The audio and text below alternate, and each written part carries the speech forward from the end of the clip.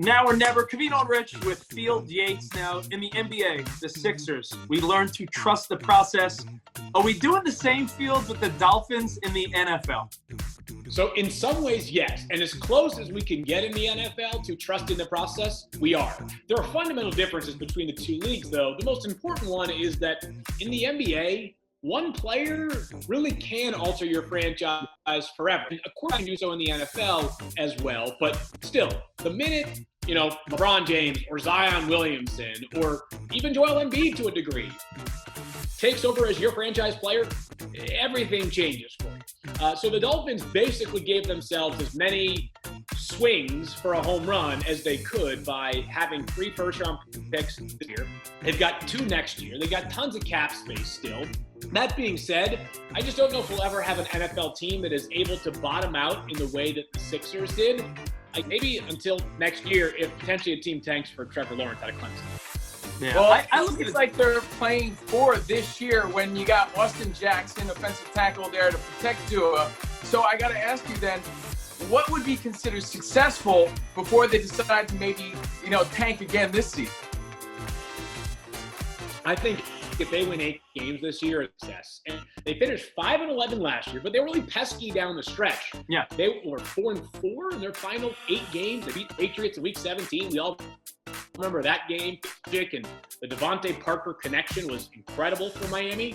If they can win 8 games this year, I think it's a major step forward. And the other thing for this year that is considered successful is if we know what Tua is going to be in the NFL. And that means from a health perspective and from a talent perspective, because if at the end of this year, Tua's health is not clear, then it's a problem, because that was the only reason why he slid, and I use the word slid with air quotes here, all the way down to pick 5. Yeah. Now, with the way you said it, the Dolphins were pesky at the end of last season. Should we wait and see how the beginning of this next NFL season starts? Because a Brady-less Patriots team that isn't really deep on their roster, the Bills, yeah, they were a playoff team last year, but you don't know what happens there. And the Jets, being a New Yorker at heart, the Jets, they could stink or be decent. You don't know. So maybe the Dolphins have a shot of doing something soon enough, or no?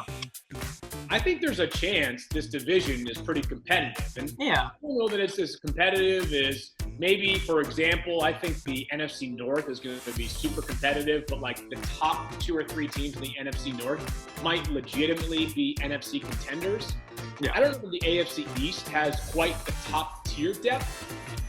And, I'm using it as a rule like this year and maybe next year and the next year and the next year that I'm not counting the Patriots out until I'm going to be a year too late. I'll just miss the boat on that one. Yeah. But I don't think anybody looks at these 4 rosters and says, okay, the class of the AFC starts in the AFC. I think it's, the Ravens, most especially the Chiefs. But I do think the Dolphins could be kind of a factor this year. I don't know if a factor. It wouldn't surprise me if they're hanging around at the beginning of December and at least sniffing around in the AFC East for potential division championship.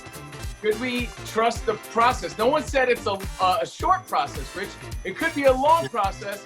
It kind of was with the Sixers, but when it comes to the Dolphins, what do you guys think? Tag a friend and leave a comment right here on Now or Never. Thanks, Field.